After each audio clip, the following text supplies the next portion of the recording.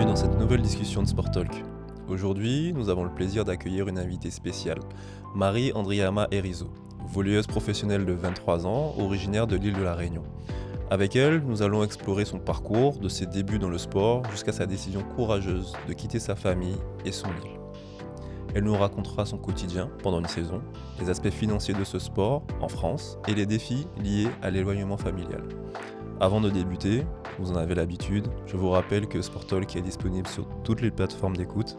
N'hésitez pas à liker, commenter et partager cette vidéo. Je vous laisse maintenant découvrir l'histoire de Marie et son parcours unique. Sport Talk interview Marie, prise 1. Pression un peu ou pas? Un petit peu, ouais. Ouais, ça va.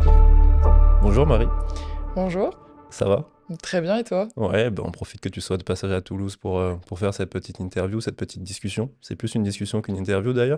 Du coup, je voulais savoir qu'est-ce que tu fais en ce moment? C'est quoi un peu ton quotidien vraiment? En ce moment, on est sur des grosses semaines parce Ouais, qu'on a un nouvel entraîneur dans mon club et c'est un peu agressif, donc je suis un peu en train de me réadapter. ok, Mais ouais, on est à 3 entraînements par jour et puis on a un jour de repos semaine. d'accord. Donc voilà, des grosses semaines, ouais. Oui, et puis après, vous avez des matchs aussi qui s'enchaînent. On en O- parlera et tout, de votre Ouais. quotidien de sportive, de volleyeuse, comment ça se passe. Je voulais savoir, revenir un peu sur tes débuts, revenir un peu comment tu as commencé le volley. Tu es originaire de l'île de la Réunion. Oui. Donc, je voulais savoir un peu comment ça s'est passé tes premiers pas dans le sport. Alors moi, ça a été un peu particulier parce que je suis pas du tout une sportive de base. Je viens pas d'une famille de sportifs. Ok, Et j'étais un peu une intello à l'école, donc moi le sport ça m'intéressait pas du tout. Je préférais aller planter des arbres endémiques le mercredi après-midi qu'aller à l'UNSS. Et en fait, comme j'étais grande et j'étais grande très tôt, j'ai eu mon prof de PS qui m'a dit viens faire du volley avec nous, viens à la section, et je lui ai dit non pendant 1 an et demi. Et en fait, après au bout d'un moment j'ai une copine qui est allée et j'ai dit bon bah vas-y je vais venir avec toi pour le fun. Et ça a commencé comme ça. et du coup, paradoxalement, tu dis que ça, tu as commencé un peu tard, en tout cas, tu as reculé un peu ce premier contact avec le volley. Mais étant donné que tu es originaire du Nil, généralement, que ce soit au niveau du volley, on joue pas mal au ballon sur la plage, ce genre de choses. T'as pas eu ce premier contact-là? Non, pas du tout, parce que c'est vrai que sur les îles, c'est vachement développé. Hmm, C'est un peu cliché, mais c'est vrai. Mais moi, comme je te disais avant, j'étais pas du tout là-dedans. Moi, ok. j'allais à la plage pour aller dans l'eau. J'ai une famille de voileux plutôt, vraiment plus tournée vers la mer. Donc la plage, le sport de plage, même les sports de raquettes, c'était vraiment pas mon truc. Donc non, Donc j'ai tu pas eu fais, ce premier tu contact. fais un peu figure d'ovni chez toi, d'avoir un sport de ballon. Ouais, complètement, Ok. vraiment. Après ce premier contact avec l'UNSS, grâce à l'UNSS sur le volley, comment ça s'est enchaîné pour arriver à Toulouse? Ben, ça s'est enchaîné vraiment très vite parce que, tu sais, on a des compétitions régionales. Hmm, Ici, ça s'appelle les Volleyades et en fait, c'est une compétition minime. Ils font des sélections, de régions et j'ai été prise parce que j'étais grande à La Réunion. Ils avaient pas beaucoup de grandes et leur but à eux, c'est d'envoyer les jeunes en métropole pour essayer de faire briller l'île, à l'international. c'est super intéressant ce que tu dis, c'est parce qu'en fait, il y a vraiment cette envie pour la Réunion d'envoyer des gens en hexagone pour faire briller la Réunion. Ouais, c'est ça, Ok. c'est ça. Donc il y a quand même un suivi aussi, on en parlera peut-être après, mais il y a un suivi quand même de la Réunion vers ces expatriés. Bah, ils essayent vraiment de développer. On a eu un gros moment avec la DTN qui venait à La Réunion. Enfin, tu vois, c'est vraiment quelque chose où on a beaucoup de jeunes. On a vraiment un vrai vivier de passionnés. Ouais. Et donc, du coup, ouais, chez nous, c'est vachement suivi, ouais. Ok, c'est assez fou parce que moi, étant Guadeloupéen, on n'a pas forcément ce suivi-là, ou en tout cas, on n'a pas forcément cette dynamique-là. Donc, c'est intéressant de voir les différences, vraiment. Et donc, tu arrives à Toulouse par cette dynamique-là. Alors, avant d'arriver à Toulouse, en fait, donc du coup, j'ai fait cette compétition au Volleyade et j'ai L'Oléade. été détectée par la DTN. Et en fait, nous, on a les pôles espoirs avant les pôles France. Je sais pas si c'est pareil à la Ouais, on natation. avait ça, ça a changé, mais c'est un peu le même principe toujours. Ouais, Et donc, du coup, j'ai fait 2 ans en pôle espoir à Bouloris. C'est juste à côté de ouais, je Saint-Raphaël. vois, ouais. Où j'ai fait les équipes de France cadettes. Et après ça, j'ai été prise pour venir à Toulouse. En fait, Toulouse, c'est un peu, pour nous, c'est comme l'INSEP, tu vois, c'est Ouais. vraiment le Saint Graal, la fin, quoi. Et il n'y a pas de volet féminin, en tout cas, à l'INSEP. Non, non, non. Parce que nous, nos deux pôles France, bah, c'est Toulouse pour les filles et Montpellier pour les garçons. Je savais pas ça. Ok. Voilà. Donc, en fait, il y a vraiment un passage limite obligatoire pour rentrer en pro à part Toulouse. Non, c'est pas obligatoire parce que tu as d'autres voies. Tu peux faire des centres de formation et arriver en pro, mais on va dire que Pôle Espoir et Toulouse, c'est un peu la voie royale Ok. pour y arriver. Et donc, ça fait que, après, derrière, pour basculer vers une vie professionnelle dans le volley, Alors, être sorti du Crêpes de Toulouse, généralement, ça te donne des bonnes chances. Bah, déjà, comme tu as pu voir le match d'hier, ça Ouais, donne de la visibilité face aux entraîneurs pros. forcément. Donc ça, c'est une vraie plus-value pour les joueuses qui sortent de là. Et oui, ça te donne plus de chances que les autres, c'est sûr. Ok. Ton arrivée à Toulouse, comment ça se passe? Moi, j'avais peur, parce que on dirait pas comme ça, mais je suis une grande stressée. Ok. Et, euh, On et dirait pas. Je t'ai vu jouer hier, effectivement, on dirait pas. Et du coup, non, j'avais peur. Pour moi, ça signifiait beaucoup. Et du coup, en plus, c'était l'époque des championnats d'Europe. Nous, on s'entraînait tout l'été, l'été où je suis arrivée à Toulouse. Donc, non, beaucoup de pression, un peu de peur. Et comme j'ai eu beaucoup de retard, dans le volley par rapport aux autres filles avec qui j'ai commencé, j'avais peur de pas être au niveau, de pas réussir à arriver. Donc, mon arrivée à Toulouse, c'était beaucoup de pression, ouais. Et l'éloignement avec ta famille, partir de La Réunion pour aller à Toulouse, enfin, tu m'as dit que tu avais de la famille à Toulouse, donc c'était peut-être un peu plus facile. Alors, je t'ai dit que c'était ma tante, mais en gros, c'est de la meilleure amie de ma famille. Enfin, Ok, donc maintenant, c'est comme ma tante. Mais quand je suis arrivée à Toulouse, j'avais pas de famille. Je suis arrivée ici dans une ville que je connaissais pas. Je connais bien la métropole parce que j'ai de la famille dans le nord, ok. mais le sud, pas du tout. Donc, je suis arrivée ici et je me suis dit, bon, bah, je connais personne. Ma famille, c'était les filles avec qui je m'entraînais, quoi. Quand t'es parti de La Réunion, tu t'es dit, t'avais un peu d'appréhension, et ça a été difficile les premiers mois aussi à Toulouse? Je suis partie de La Réunion, j'ai eu de l'appréhension, mais moi, après, j'ai une histoire personnelle qui est un peu spéciale, Mm. qui a fait que j'avais besoin de partir de chez moi. D'accord. Parce que enfin, je me sentais étouffée sur mon île. Donc j'avais besoin de partir, de voir autre chose et tout. Et c'était le bon moment pour moi de partir. Donc ça m'a vachement aidée. Mais non, c'est sûr que ça a été difficile de l'éloignement de ma famille. Enfin, j'avais 14 ans, donc Ouais, c'est vrai que t'es parti à 14 ans. ouais, Ouais, t'es arrivé au Crêpes après plus tard, un peu plus vieille au Crêpes de Toulouse, mais ouais. après à Bouloris, t'étais un peu plus jeune. Ouais, à Bouloris, je suis arrivée, j'ai fait ma troisième à Bouloris. Donc ouais, je suis arrivée très très jeune. Ah ouais, quand même. Mm. Et moi, paradoxalement, quand je suis parti de la Guadeloupe, moi j'avais tellement cette ambition sportive-là, cette envie de progresser. J'étais un peu plus vieux aussi, j'avais 17 ans. Mais j'avais tellement cette envie de progresser que j'avais même éludé la question de l'éloignement familial, le décalage horaire, faire prendre en compte que ben, j'aurais pas forcément mes parents au téléphone tout le temps ou régulièrement parce que ben, quand ils sont disponibles, moi je le suis pas et inversement. Mhm. J'étais tellement focalisé sur la natation, je me suis même pas posé la question de savoir est-ce que ça allait être difficile. Toi, ça a été quand même un peu plus dur. Ouais, c'est hyper intéressant parce qu'on a vraiment deux profils complètement différents. Toi, t'étais vraiment genre dans ton sport. Moi, ça m'est tombé dessus. Vraiment, Ouais. pour être honnête, ça m'est tombé dessus. Et dans mes ambitions, je savais même pas que ça existait, qu'on pouvait gagner sa vie en faisant du volley, tu vois. Mais justement, on va en parler parce que c'est pas forcément le cas en natation, en tout cas difficilement. Mais Ouais, vous avez une structure professionnelle, c'est intéressant. ouais. Et comment tu l'as découvert au fur et à mesure de. Bah, c'est avec les filles avec qui j'étais. Ouais, Donc, puis nous, on a vraiment ce truc où on avait une culture volley. Donc, nos coachs nous ont vraiment enseigné une grosse culture volley pour nous expliquer comment ça se passe. Puis, tu as les équipes de France. Puis, j'étais avec Juliette Gelin, qui, elle est née là-dedans et elle a des ambitions énormes dans le volley. Et ça a été une de mes meilleures amies donc dans ce moment-là. elle avait tous les codes que toi t'avais pas, donc elle a pu Exactement. t'instruire assez rapidement. C'est intéressant que tu dises que vos coachs, ils sont pas là que pour la performance, ils sont là aussi pour vous éduquer à Mhm. la pratique du volley dans sa globalité.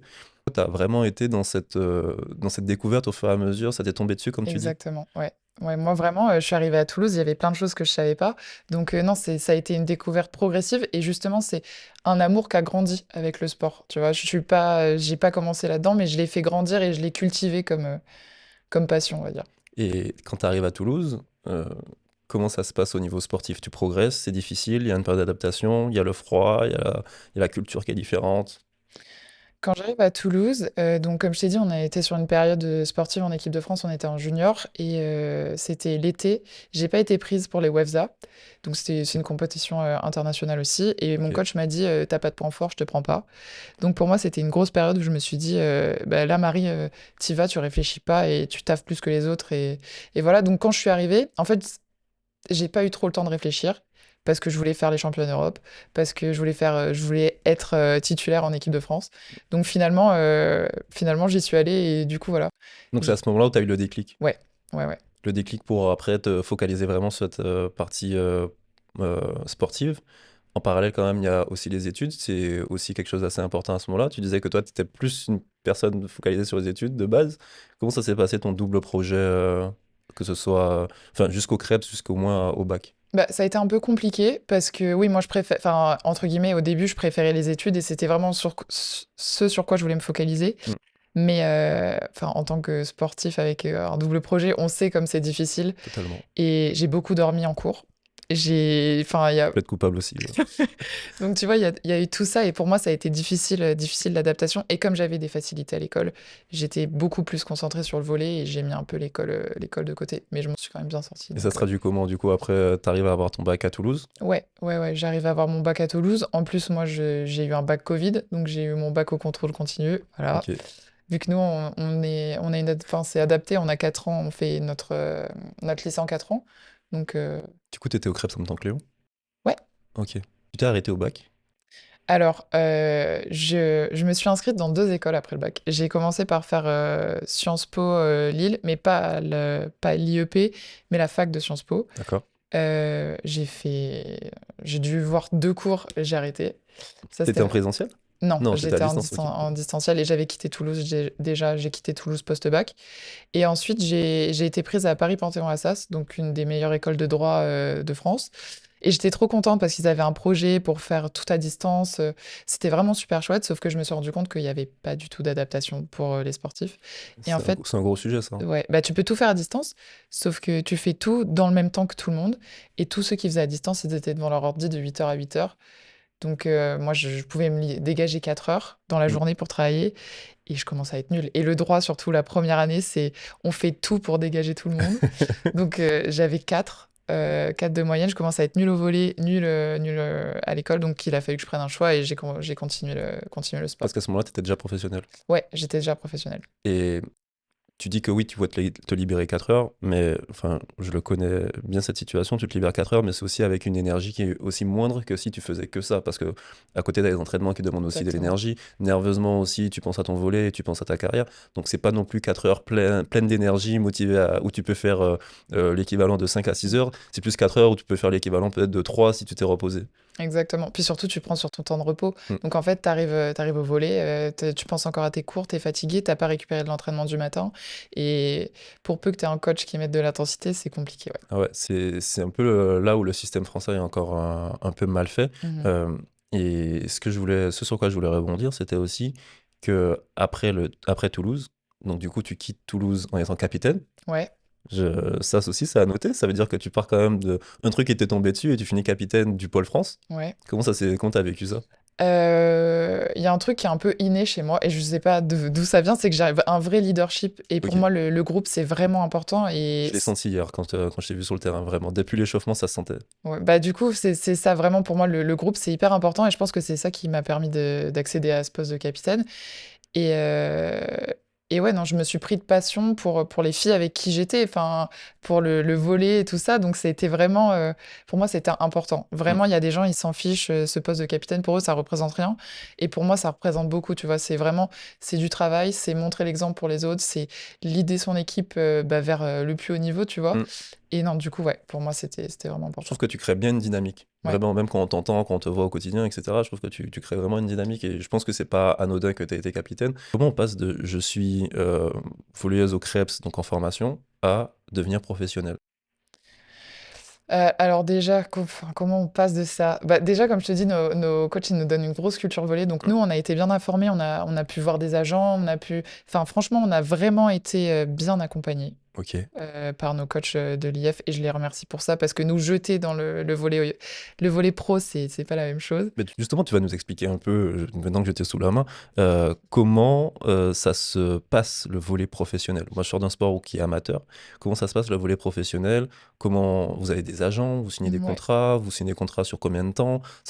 Est-ce que ça représente des sommes énormes comme au football ou est-ce que c'est suffisant pour vivre? Enfin, la question est réelle parce que je m'y connais absolument pas, même si je connais quelques volleyeuses parce que j'étais au Crêpes, mais Mhm. c'est pas des questions qu'on pose.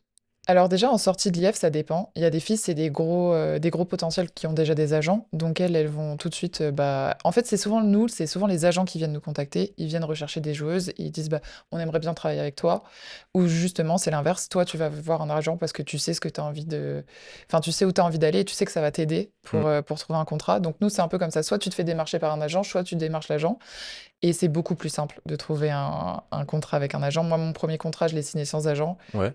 j'ai vraiment pas touché beaucoup. Enfin, c'était vraiment, l'agent, c'est une sécurité et on en a besoin dans notre sport.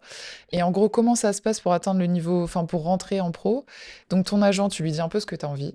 En termes de quoi? En termes de somme, en En termes termes de de... somme, en termes d'avantages en nature, c'est-à-dire est-ce que tu as envie de par exemple, moi, dans mon contrat, j'ai un billet aller-retour pour rentrer chez moi, à La Réunion. à La Réunion. Ça, c'est intéressant. Et il y a beaucoup, ça se fait beaucoup dans notre sport, tu vois, genre les Américaines aussi, enfin les filles qui habitent en France aussi, bon après, Et ouais, parce qu'en fait, vous jouez pas qu'avec des Françaises. Il y a un aspect culturel qui est aussi important quand vous jouez au volley, c'est que vous fréquentez aussi des sportives, des volleyeuses qui viennent de partout en Europe, de dans le partout monde dans le même. monde, on peut dire le monde parce que enfin c'est tellement cosmopolite. L'année Mm. dernière, je jouais avec une Colombienne, enfin t'as des Américaines, là j'ai des Russes, des Bulgares, des Lituaniennes, donc tu vois, genre vraiment t'as des filles de partout. C'est super enrichissant. Ouais, vraiment. On en revient du coup à l'aspect contractuel. J'aime bien qu'on part dans tous les sens, mais... Pas de souci. Et donc, en gros, après, bah, t'arrives, c'est ton agent qui va négocier ton contrat Mm. avec le club. Et ça se fait comme ça. Lui, il va prendre un pourcentage D'accord. c'est pas comme on n'a pas des salaires comme les footballeurs. Ils peuvent pas dire on prend 10% de ton salaire et on se paye comme ça. Donc, en fait, ils négocient leur salaire avec le club. C'est notre club qui les rémunère. Voilà. Après, tu parlais aussi de l'aspect est-ce qu'on peut en vivre Mm. facilement? Tu vas pas me donner des sommes, je vais pas te demander Non, mais d'évaluer ton contrat, mais tu peux donner une fourchette quand je peux même, donner si une ça te fourchette. dérange pas. Mais tu vois, par exemple, ma première année, j'ai signé pour 800 euros et j'étais en seconde division. Enfin, en deuxième Mm. division, en élite.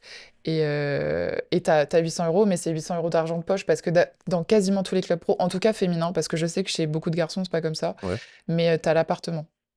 Donc ça, c'est vraiment quelque chose, Ça t'enlève un poids énorme. voilà, c'est Ouais. énorme. Ouais. Parce que 800 euros avec 600 euros de charges, loyer, charges comprises, Ouais. c'est pas viable. Mm. Donc voilà. Ça, c'est en deuxième division. Mais une fourchette, pour une jeune joueuse, ça peut aller de 800 jusqu'à 2000 euros. Mais 2000 euros, enfin, pour une jeune joueuse, je dirais 800 à 1200. Donc quand tu me donnes la fourchette, tu me dis que toi, t'étais vraiment au plus bas de la fourchette. Ouais, Ok. ouais. Tu t'es Mais fait pour. avoir Mm, ou bah, comme je t'ai dit, j'ai t'étais pas, pas armé? j'étais pas en agent, Mm. genre en agence. Et je suis arrivée et j'ai dit, bah écoutez, moi j'ai besoin de ça pour vivre. Et puis voilà, et machin. Donc lui, il était content. Il avait une joueuse Ok. pas très chère. Donc le coach, il allait pas négocier à la hausse. Mm. Alors que je gagnais moins que les remplaçants de mon équipe, pour te dire, cette première année. Donc c'est pour ça qu'après, j'ai compris que. Donc en fait, si t'as un message à faire passer, c'est vraiment entourez-vous. Ouais, Ouais. entourez-vous. Ok. Faut pas se faire Entourez-vous. avoir. Est-ce que ça a donné aussi lieu, peut-être, à un peu de frustration sur le terrain, de savoir que tu gagnes moins que les remplaçantes, etc. Enfin, peut-être que tu le savais pas sur le moment, hein, mais Bah, moi, je le savais et non, j'étais pas frustrée, mais je me suis dit, enfin, moi, j'ai un peu un problème avec la justice et je me suis dit, bah, ça m'arrivera pas deux fois. mm. Mais sur le coup, tu te dis, ben, vous pouvez être honnête avec nous, quoi. Ouais, après, c'est un super apprentissage. C'est dommage que t'aies dû payer les frais de ça, mais c'est aussi pour ça que je fais ce podcast, c'est pour avoir du coup ce genre d'informations. C'est super intéressant. Ouais. Et là, tu étais en division 2. Ouais, Comment ça se passe quand on est plus proche de la Ligue A, c'est ça? ouais. Quand on est en Liga, bah, déjà, tu gagnes mieux ta vie. Ouais. Les clubs sont. Enfin, ça dépend parce que les hauts tableaux de la deuxième division, c'est des clubs hyper structurés qui cherchent tous à monter. Donc, enfin, c'est un peu, c'est comme la Liga en fait. C'est juste bas de tableau, bah, tu vas avoir des gens qui sont moins, enfin, qui n'ont pas de contrat pro. Mm. Donc, ça va être moins professionnel avec des filles qui travaillent à côté. Et ça, en Liga, tu le vois pas. Donc voilà. Et en Liga, tu vas jouer avec des filles, c'est leur travail. Vraiment, c'est votre travail, votre métier. Vous Voilà. dites, c'est je suis volleyeuse C'est pro. ça. Et moi, c'est surtout ça qui m'a mis une grosse claque quand je suis sortie de l'IF. Parce que pour moi, enfin, le sport, c'était sport passion, Mm. sport mérite, Ouais. surtout. Mais sauf que quand tu te rends compte, tu arrives dans le monde professionnel, ben non, il n'y a plus cette histoire de sport passion, de sport mérite. Il y a encore, mais c'est différent. Des fois, t'as le président qui vient te voir et qui va voir l'entraîneur et pourquoi c'est la petite jeune qui joue alors que celle que je paye 5000 euros, elle est pas sur le terrain. Enfin, genre, tu vois, il y a cet aspect d'argent qui rentre Ouais. dans la balance. Tu trouves que ça pollue un peu le sport ou t'arrives à faire avec et tu trouves que c'est normal? Au début, pour moi, ça a été difficile à accepter parce Ouais. que tu sais que parfois, peu importe ta performance, peu importe que tu sois meilleur ou pas, bah, il y a quand même des choses qui feront que tu joues pas. Il y a une hiérarchie qui s'est installée, il y a des contrats qui sont signés, donc par conséquent, C'est ça. ok. C'est super intéressant de voir votre système, comment ça se passe. Et du coup, tu m'as dit, en termes de fourchette, ça représente quoi pour... Alors, en termes de fourchette, pour une volleyeuse pro en France, Ouais, je dirais que ça va de 1200 Enfin, après, si on prend les contrats CFC, 800, je repars à mon 800, tu vois. Contrat CFC, c'est centre de formation. Oui, ok. Voilà. Donc, si tu pars des centres de formation, je dirais de 800 jusqu'à des filles. Enfin, j'ai joué avec des filles qui gagnaient de plus de 5 000 € tu vois. Mais ce qu'il y a aussi, C'est très particulier pour moi venant de la natation, vraiment. ouais. Mais je pense que les Françaises, on est un peu chiante parce qu'on demande toujours à être déclaré à 100%. Mais Ouais. je sais que tous les clubs ne déclarent pas leurs joueuses et leurs joueurs à 100%. Les Il y joueuses a... étrangères. Oui, Oui. étrangères, généralement. C'est vrai que nous en natation, enfin vraiment avoir des nageurs qui sont sous contrat déjà c'est compliqué. Vraiment, on parle des peut-être des 10 meilleurs nageurs en France et je te parle de gros noms. Et parce que les clubs en fait c'est un système associatif qui est Mhm. pas professionnel. Donc en fait si tu as un contrat, ne serait-ce d'avoir un contrat où tu touches 1 200 €, tu touches le SMIC, en fait ça handicape aussi le club parce que c'est une masse salariale qui est énorme Oui, pour bah oui. un nageur qui va pas te rapporter grand-chose.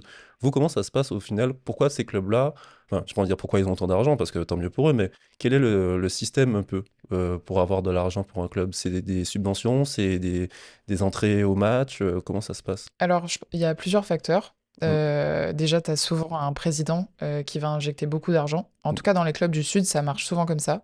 Tu as un président qui injecte beaucoup d'argent dedans. Ensuite, tu as des sponsors privés. mm, Le club Centour est toujours en recherche de sponsors privés qui, eux, vont soit aider, par exemple, par rapport au logement. Nous, je mm. sais qu'au Canet, on a un sponsor privé qui nous... On paye les logements, mais du coup, on a des réductions, tu vois. Ok, Donc, il y a un arrangement qui se... voilà, il y a des arrangements comme ça. Il y a la mairie. Mm. Il y a la région pour certains clubs. Je veux pas dire... Et après, pour le reste, je veux pas dire de bêtises. Donc, généralement, c'est comme ça que nous, on a nos financements. Donc il y a ce président-là qui est quand même celui qui est le plus gros financeur, en tout cas c'est le premier financeur. Je pense que ça dépend des clubs. Il y a Ok. des clubs où c'est pas du tout comme ça et que c'est vraiment, par exemple, la mairie, la Mm. région et après les sponsors privés. Donc Mais il y a une grosse partie de sponsors privés quand oui, même. il y a une grosse, Mais grosse partie. quelle est la plus-value des sponsors privés à vous donner de l'argent? Est-ce que c'est parce que ils auront leur logo pendant les matchs? Ils gagnent de la visibilité pendant les Ouais. matchs. Puis, par exemple, nous, on a des concessions de voitures. Mm. Donc, on roule tous les jours avec nos voitures, avec les logos bah, de la marque. Donc, ouais, ils gagnent en visibilité. Et après, je sais pas trop ce qu'ils ont à gagner là-dedans, mais Ça vous arrange, donc tu poses pas trop la question. voilà, Et après, exactement. les entrées, elles sont payantes sur les matchs? Les entrées sont payantes pour les matchs, ouais. Ok. Ça dépend des clubs et il y a des clubs qui remplissent Mulhouse, par exemple. Mhm. C'est un palais des sports comme Toulouse, mais en plus grand, Ouais. où ils remplissent la salle à chaque fois et ils ont 1500 personnes, tu vois. Donc, c'est pas négligeable comme. Est-ce que tu peux nous dire comment se déroule une saison pour une joueuse de volley professionnelle en termes sportifs? Alors, en termes sportifs, nous, on a l'avant-saison, on a du coup la pré-saison qui commence. Ça dépend des clubs, encore une fois. Mm. Il y en a qui commencent très très tôt, fin juillet, il y en a d'autres qui commencent début août. Et on va avoir 1 mois et demi, 2 mois par exemple pour moi cette année, où tu fais que de l'entraînement, du physique et des matchs amicaux. C'est quelle période ça à peu près? De fin juillet à début septembre. Ça, tu le fais à La Réunion généralement? Non, nous, ça, quand je parle de la pré-saison, c'est déjà avec le club, tu vois. Après, tu vas avoir la off-saison avant la pré-saison.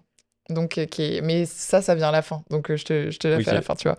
Il y a un cycle quand même. Ouais, on a un vrai cycle. Donc en gros, tu as la pré-saison, comme je te dis, qui dure 2 mois, où on fait que du physique. On arrive souvent, on a une période d'une semaine, des tests, du physique, enfin, toute l'adaptation au club, des réunions pour savoir comment ça marche, pour se présenter entre joueuses. On a un peu de cohésion d'équipe aussi. Top. Et ensuite, ça vient la partie volée, où on reprend doucement. La première semaine, on fait pas de saut. Généralement, c'est comme ça. Ensuite, on réintègre un peu tout. On commence les matchs amicaux, 2 à 3 semaines avant le championnat. Et ensuite, on a la première semaine de championnat, où là, on va s'entraîner de manière plus banale. On va Mm. réduire la charge en muscu, réduire la charge d'intensité à l'entraînement. C'est-à-dire que bah, j'ai 3 entraînements par jour, 3 ou 2 fois par semaine. Et quand je dis 3 entraînements, c'est muscu, volley, volley. Ok. Donc avec 1 heure et demie de muscu le matin, 1 heure de volley le matin, où ça va être plus de la technique. Mm. Et l'après-midi, on a 1 heure de début et jamais d'heure de fin. Nous, on a un coach qui aime bien faire 2 heures et demie d'entraînement. Quand même. Donc c'est vraiment long. Et où là, on fait du collectif. On travaille de la technique collective et ensuite on fait du 6 contre 6. Donc on met en place des techniques de jeu et tout ça. Après, on va avoir 2 autres jours dans la semaine ou 3 autres jours où on n'a qu'un seul entraînement, mais un gros entraînement collectif.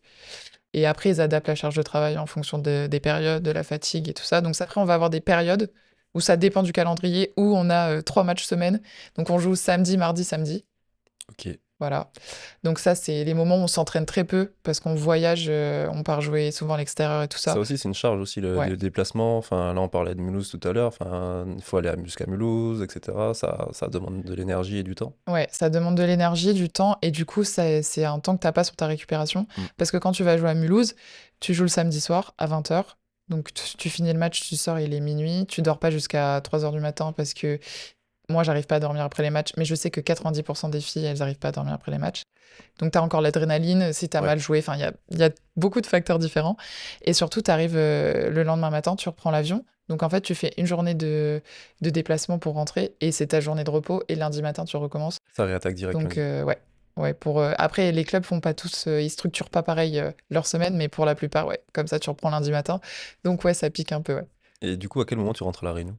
Alors, je rentre pas à Noël parce qu'on a une trêve, mais on a 3 jours de trêve. Donc 3 jours, et encore l'année dernière, on n'a même pas eu Noël à la trêve, mais on a eu enfin bref, voilà, mais on a une très courte trêve entre 3 et 4 jours et du coup, bah, moi, ça me permet pas de rentrer à La Réunion. Déjà, c'est pas rentable, parce que c'est la période la plus chère pour les billets.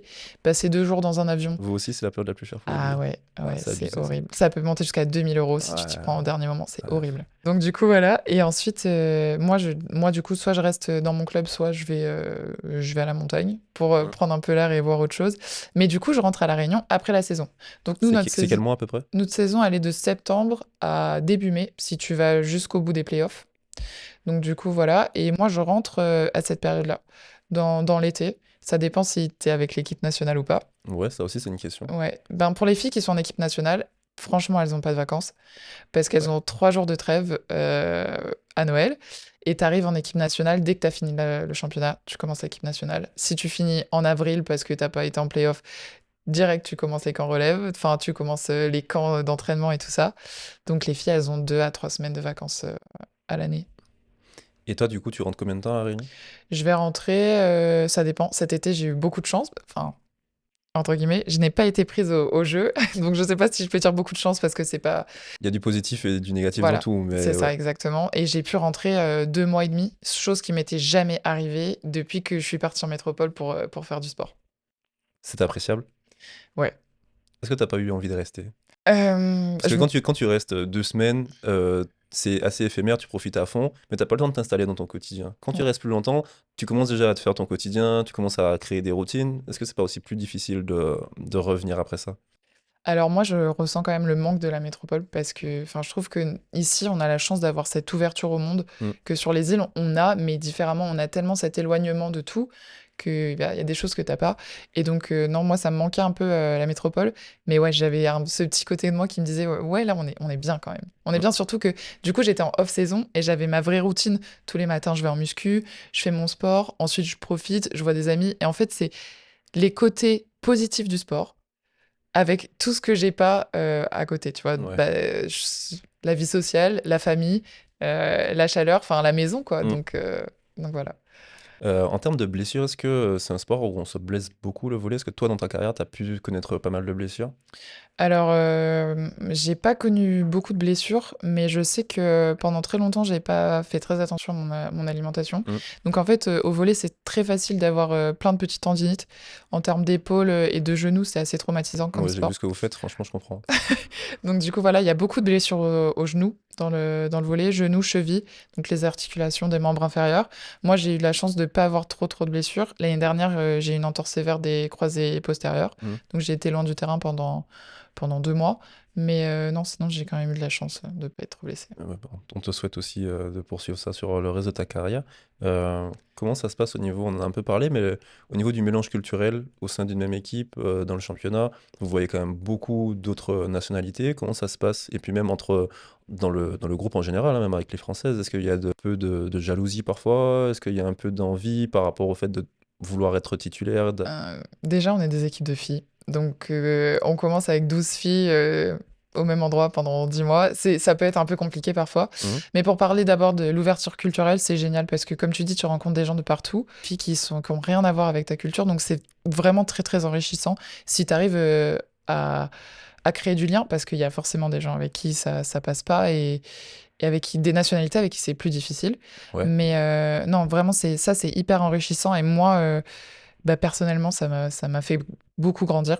Même maintenant, je parle anglais couramment. Enfin, j'ai des amis un peu partout dans le monde. Donc ça, tu vois, c'est super. C'est vraiment quelque chose que j'aime dans mon sport. Mais c'est sûr que parfois, il faut être capable de faire la différence entre enfin, le travail Ouais, et les amitiés. Et puis quand tu es sur le terrain, enfin, c'est vrai qu'il y a un peu des jalousies, mais je pense que c'est plus comme quand j'avais 17, 18 ans, qu'on était toutes françaises, qu'on était au Crêpes. Et là, enfin, tu sais que tu as ce truc de concurrence qui peut être un peu malsain et tout. Là, il y a tellement de choses où c'est pas toi qui décides. Enfin, tu as des objectifs plus grands aussi derrière. Tu joues pour gagner le championnat, tu joues pour gagner de l'argent. Enfin, il y a des filles, elles s'en foutent, quoi.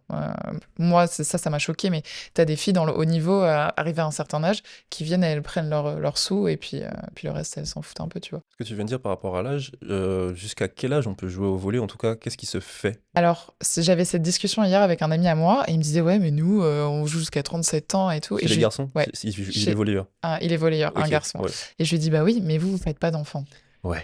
Nous, on a ça sur les épaules, et j'ai des copines à moi avec qui, bah, ma première saison, qui ont 3-4 ans de plus que moi, donc 26, 27, tu vois.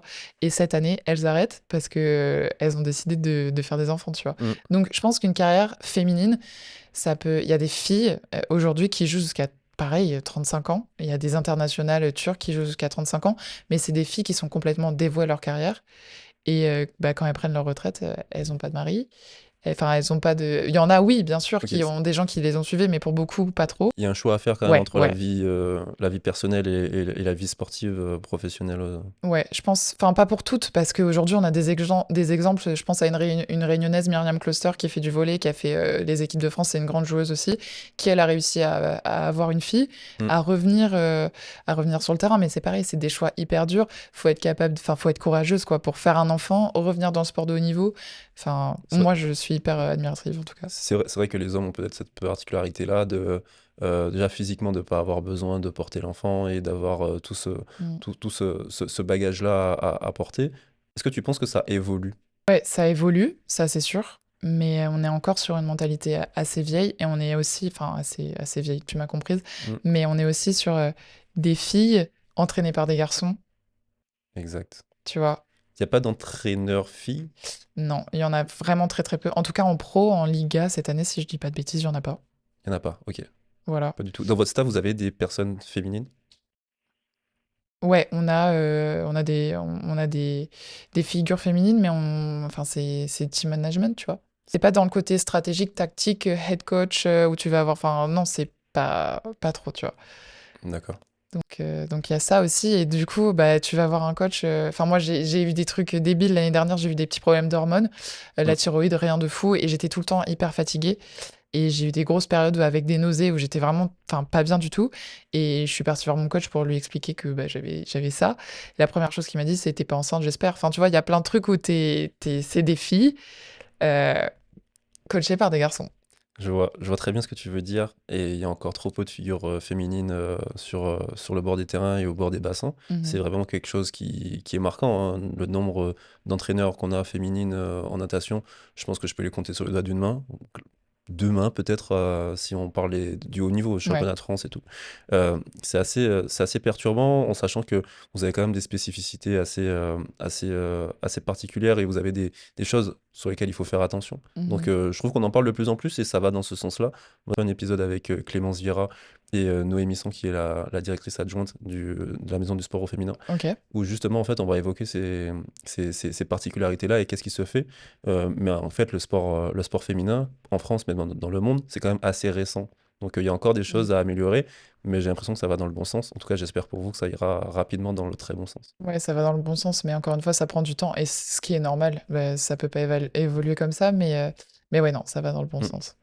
Est-ce que tu avais des projets pour l'avenir? C'est-à-dire, comment tu vois ton futur?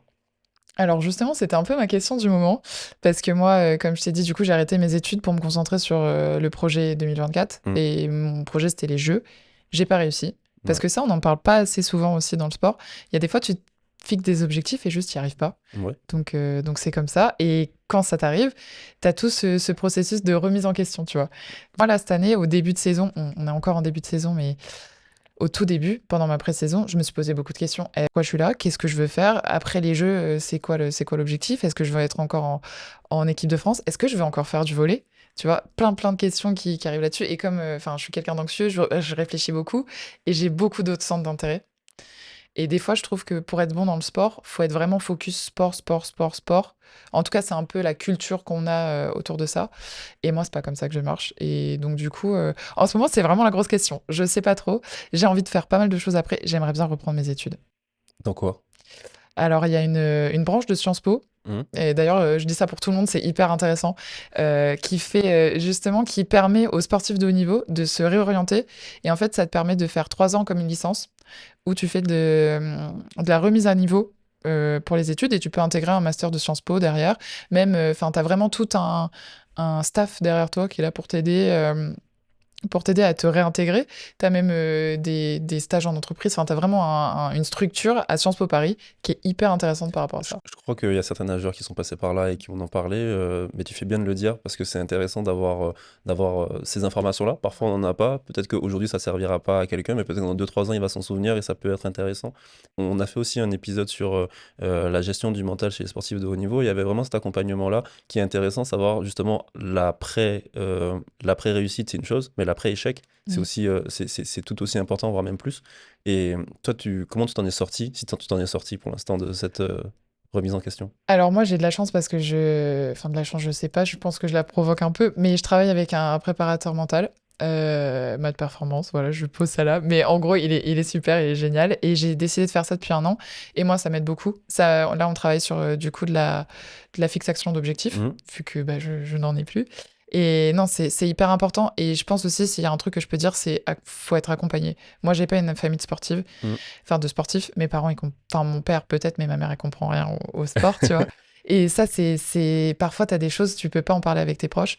Et être accompagné par des personnes ressources comme ça qui, eux, bah, connaissent ce milieu-là, c'est hyper important. Et qui aussi ont les clés et qui ont aussi ont un bagage théorique qui leur permet d'appréhender ce genre de questions. C'est pas toujours facile. On n'a pas toujours des parents, des gens dans notre entourage qui comprennent ce qu'on peut vivre. Mhm. Et c'est intéressant d'avoir ce retour-là et d'être accompagné. Et puis, je pense avoir un avis extérieur aussi, tu te sépares le côté émotionnel et affectif, tu vois. Ouais. Tes parents, des fois, tu les écoutes pas parce que c'est tes parents. Mm. Et là, tu as vraiment quelqu'un d'extérieur qui est là pour t'aider à progresser. Donc ouais, non, c'est hyper important. Franchement, je fais un petit aparté, mais vraiment cette interview, je l'adore. Cette discussion, franchement, on parle de choses super intéressantes, on a donné des chiffres, on a donné des avis, vraiment, vraiment, vraiment, c'est cool. On a parlé tout à l'heure des blessures. Est-ce Ouais. que vous êtes entouré au sein du club, au niveau du staff médical, que ce soit au niveau du médecin, kiné, préparateur mental, psychologue ou autre? Alors encore une fois, chaque structure est différente. Je vais parler pour mon cas spécifique, mais chaque club a sa structure médicale. Moi, au Canet, j'ai de la chance d'être hyper bien entourée. Ok. On a un très bon kiné d'expérience, on a un médecin aussi qui est vraiment très bien, et ils ont un gros réseau, donc c'est pareil, tu te blesses, t'as ton IRM, t'as ton rendez-vous chez le médecin, t'as ton chirurgien spécialiste très très vite, donc ça c'est super, mais je sais que tous les clubs, c'est pas comme ça. Et par contre, on va avoir un suivi, tout ce qui est l'aspect psychologique, Ouais. c'est beaucoup moins développé et généralement, c'est à la charge du sportif. Moi, comme je t'ai dit, j'ai mon prépa mental, c'est moi qui le paye. J'ai vu une psy, enfin, j'ai des périodes où je vois une psychologue en dehors de l'aspect sportif. Pareil, c'est pris en charge par moi. Tout ce qui va être nutritionniste, il y a des clubs qui ont vraiment leur nutritionniste. Comme quand j'étais à Cannes la première année, on avait notre nutritionniste, Mhm. mais c'est pas tous les clubs qui font ça. Donc, il y a une part où tu as tout on va dire, la base, ostéo, kiné, médecin du sport. Généralement, tu as ça dans ton club. Mais tout ce qui est à côté, qui est pour moi aussi important que ton Ce que kiné, j'allais ton te dire. ostéo, ton médecin, bah, c'est toi. Faut prendre en charge et il faut un peu investir sur ta personne, quoi.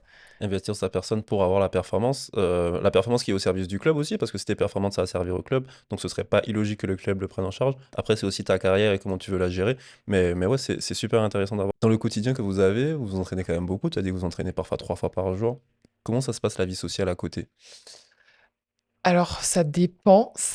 Moi, pareil, j'ai eu un long moment où ça a été compliqué de balancer et enfin de trouver l'équilibre, on va dire. Il y a des périodes où j'ai pas de vie personnelle. Mhm. Bon, après, par exemple, j'ai écouté une interview de Léon Marchand où lui, il a vraiment pas de vie perso. Moi, je peux trouver du temps et on est quand même on a quand même du temps. On a des matinées de libre et tout ça. Mm. Mais il faut gérer sa récupération. Et moi, j'ai tendance à être des fois, un peu trop focus où je vais me coucher à 21h30, 22h. Donc, bah, après les entraînements, bah, il te reste pas beaucoup de temps. Mm. Et si la personne, par exemple, si tu es en couple, mais que la personne, elle vit pas dans ta ville, c'est hyper compliqué, tu les vois jamais. Et moi, j'avoue que j'ai un peu de mal à gérer ma vie perso. J'en ai pas trop. Je fais des trucs avec les filles de mon équipe, mais des fois, c'est Ouais. sympa de faire des trucs avec des gens extérieurs pour t'ouvrir un peu. Tu passes déjà tellement de temps avec elle que oui, Ouais. c'est Bah, c'est pas plus mal d'avoir une vie extérieure. Après, je sais que vous bougez aussi beaucoup. Ouais. C'est-à-dire que tu as changé de ville par rapport à là où tu étais avant. Enfin, Mhm. tu changes de club, donc tu changes de ville. C'est aussi compliqué. C'est compliqué de se réadapter, c'est sûr, parce que ça te fait des gros déménagements et puis tu peux pas pérenniser des relations, enfin ça c'est un peu difficile. Mais moi, ce que j'ai aussi appris à faire cette année, et c'est un peu nouveau pour moi, c'est que je l'utilise. Tu vois, là par exemple, je suis à Toulouse, Ouais. j'ai ma famille qui est ici, et ben je vais rester à Toulouse. Chose que j'aurais jamais osé faire avant. Je me serais dit, il faut que je rentre chez moi, il faut que j'aille dormir et tout. Parce que tu étais tellement focus sur l'aspect sportif que tu te disais, il Ouais, faut que je récupère absolument, il faut pas que je c'est sois en ça. dehors. Mais je me suis rendu compte que aussi, ça peut t'emmener à la contre-performance. Ça Mm. dépend des personnes, parce qu'il y a des gens qui ont besoin d'être comme ça, mais moi, je le suis pas. Et j'ai aussi besoin d'avoir des soupapes, justement pour évacuer la pression Ouais. en dehors du volley. Et donc maintenant, j'essaye vraiment de quand j'ai un dimanche free, ben, je vais pas rester chez moi, à rien faire. À regarder mon téléphone ou quoi. Non, c'est pas possible, j'y arrive pas. Donc, je vais aller me balader, je vais prendre un café, je vais essayer de trouver des rendez-vous avec des amis. Si je suis en déplacement quelque part, je vais me dire ah, dans cette ville-là, j'ai une copine qui est restée dans ce club-là, donc je vais rester chez elle ce soir-là, je vais m'organiser, tu vois. Donc, ça demande un peu plus de temps et de préparation, et des fois, c'est un peu stressant. Mais du coup, bah, ça me permet d'évacuer et du coup, d'être plus performant dans mon sport. Donc, pour moi, c'est important. Oui, clairement, c'est avoir ce quotidien-là, avoir aussi un équilibre qui te Ouais, permet aussi d'être bien dans ta tête pour être meilleur sur le terrain. c'est ça. Est-ce que moi, j'ai le droit de poser une question? Mais tu as tous les droits. Vous, en tant que nageur, parce que nous, c'est différent. Nous, on a un sport d'équipe et tout, mais vous pouvez vous mettre une pression de fou malade, parce que les gens contre qui vous nagez, ils sont pas forcément dans votre groupe de natation, donc vous pouvez pas vous comparer tout le temps. Donc des fois, t'as pas ce truc de là, par exemple, j'ai pas nagé autant que quelqu'un d'autre, ça veut dire que, enfin, ma question est pas claire du tout, Ouais, mais mais je je sais vois. pas si tu vois ce que je veux dire. Bah, je vais être un peu général pour peut-être répondre à ta question. Déjà, c'est plus compliqué, enfin, c'est assez compliqué pour nous de s'entraîner avec nos adversaires. Ok, C'est plus compliqué. Parce qu'en fait, on voit au quotidien, on se compare, et donc en fait, il y a un jeu un peu psychologique qui est assez difficile. ok, Et quand on parle de nos adversaires avec qui on s'entraîne pas, c'est peut-être plus facile parce qu'on a vraiment on reste focalisé sur ce que nous on a pu faire et pas forcément sur ce que eux ont pu faire, pas faire, etc. parce qu'on le sait pas. On n'essaye pas trop de savoir ce que font les autres, on ne donne pas trop de détails sur nos séries d'entraînement, qu'est-ce qu'on a pu faire. Et justement, il y a aussi ce petit jeu-là de donner de ta série secret. d'entraînement pour justement peut-être montrer que tu as fait une bonne série, que tu es en forme, que tu es en train de progresser. Donc par conséquent, l'autre, il se dit peut-être, ah ouais, là, il est chaud. Et c'est déjà arrivé très souvent que moi, je mette une série et que j'ai des retours, pas directs, mais je sais que ça a fait mouche. Ok, ok. Donc t'as un peu ce jeu mental avec les Ouais, autres et tout. ouais, quand même. C'est un sport individuel. Ouais. Donc, on en a peut-être pas trop parlé pour faire la comparaison avec la natation, mais nous, on est un sport individuel où on s'entraîne en collectif, Mhm. mais ça reste un sport individuel avant tout. C'est notre performance, c'est nous qui portons notre propre maillot. Quand on va en compétition, c'est notre nom qui a marqué, c'est pas le nom de Ouais. l'équipe. En tout cas, le nom de l'équipe, il est en second temps. Et en fait, c'est notre carrière qu'on joue à chaque apparition. Il n'y a pas forcément cet aspect-là, et c'est plus le cas aux États-Unis parce qu'ils ont une équipe universitaire. Mais nous, en fait, il n'y a pas forcément cet aspect de vouloir absolument que le partenaire d'entraînement progresse. Mhm. Si on a envie, qu'il y ait une réussite collective, mais véritablement, ce qui nous intéresse et qui est en premier lieu, c'est la réussite personnelle, savoir si moi je progresse. Et si l'autre à côté, il n'a pas envie de s'entraîner, il n'a pas envie de nager, mais en fait, limite, on s'en fiche. Là où vous, c'est handicapant pour l'équipe. Ouais, ok, ok. Ok. Purée, c'est hyper intéressant. Et j'ai une deuxième question pour toi. Vas-y. Est-ce que t'as déjà eu envie de faire un sport co? Est-ce que genre ça t'a déjà traversé l'esprit? Ou pas du tout? Tous les jours. Vraiment, je te jure, vraiment tout le temps. Ah ouais? Vraiment. Ben ouais, parce qu'en fait, j'adore le collectif. En fait, j'adore me mettre en quatre pour les autres, Mhm. au service du groupe, pour que tout le monde pour que tout le monde monte ensemble. Ça, c'est quelque chose que j'adore. Et quand je vous vois jouer comme on a pu le faire, comme j'ai pu vous voir jouer hier, enfin, je suis un peu jaloux de ne pas avoir connu ça. Des encouragements, les cris après les points gagnants, les petits cris de guerre à chaque fois. Enfin, vraiment, ça, c'est quelque chose que je suis jaloux, vraiment. Ok, je comprends. Moi, franchement, je vous admire, en tout cas les sportifs individuels, parce que comme tu dis, toi, t'as pas cette béquille. Mm. Moi, OK, des fois, ça c'est difficile de trouver aussi dans le collectif parce que toutes les filles sont pas comme ça et il y a des filles très individualistes. Mais moi, je suis pas dans ma performance. Je sais que j'ai quelqu'un sur qui m'appuyer, qui va Ouais, être là, qui va m'aider, qui va m'encourager et qui va me permettre de revenir à mon niveau. Mais toi, demain, bah, tu fais une contre-perf, bah, c'est toi et toi. tu tout seul. C'est toi et toi, et puis aussi, c'est que tu as un entraîneur qui aussi est dans ton projet, mais qui est aussi dans plein d'autres projets, parce qu'en Ouais. fait, on est 10 dans un groupe, par exemple, ben lui, il a 10 projets aussi. Donc, potentiellement, toi, tu as raté, ben ouais, mais s'il y en a un autre qui a réussi, on va dire que les émotions sont un peu partagées, et il y a personne qui est aussi ancré dans ton projet que toi-même, donc c'est Ouais, assez clair. compliqué. Avant de conclure, j'avais quand même une dernière question, avant la conclusion. Est-ce que tu nous as parlé tout à l'heure de tes hobbies? Ouais. Tu fais quoi en dehors du sport, en dehors de ta vie d'étudiante ou presque étudiante? Alors, moi, je lis. Et j'écris beaucoup, j'écris des poèmes, c'est un peu, j'ai jamais dit ça, out loud, j'ai jamais dit Ok. ça, voilà, Exclusivité pour Sportalk. exclusivité aujourd'hui, mais ouais, j'écris beaucoup de poèmes et j'aimerais bien, bien écrire un bouquin. On verra peut-être un jour. En rapport avec le sport ou pas du tout? Bah, j'aimerais bien faire un truc en rapport avec le sport parce que j'ai un peu une histoire, atypique par rapport à ça, mais surtout, un petit recueil de poèmes, ça, tu vois, ça me ferait Hmm. ça fait partie de mes rêves et de mes gros projets dans la vie. Voilà. Et je fais pas mal de photos argentiques et tout ça. Et je suis quand même quelqu'un qui est assez créatif, donc je passe pas mal de temps là-dessus. Donc ça, c'est mes plus gros hobbies, ouais. Ça marche. Dernière question pour conclure. Est-ce que tu aurais, même si tu as déjà donné beaucoup d'informations pour les jeunes volleyeuses, est-ce que tu aurais quelque chose à dire aux futures générations, aux gens qui ont envie de devenir volleyeuses professionnelles? Purée, j'ai pas réfléchi à ça. Mais moi, je pense que juste, faut pas oublier l'aspect plaisir du sport. Et il faut continuer à se faire kiffer même quand on est dans des moments durs parce Mm. que une carrière, c'est pas que tout rose. Donc, faut pouvoir réussir à se souvenir de pourquoi on fait ça et à prendre du plaisir dans sa pratique quotidienne parce que sinon, ben, on n'y arrive pas. Ben merci, je crois que c'était une très belle conclusion. Merci d'avoir accepté mon invitation et j'espère que ça a apporté beaucoup de valeur à ceux qui nous regardent. En tout cas, on te souhaite le meilleur et je dis à tout le monde merci d'avoir écouté cette discussion avec Marie. Bah, merci à toi pour l'invitation et puis merci à tous ceux qui nous ont écoutés. À la prochaine. Salut. Coupé!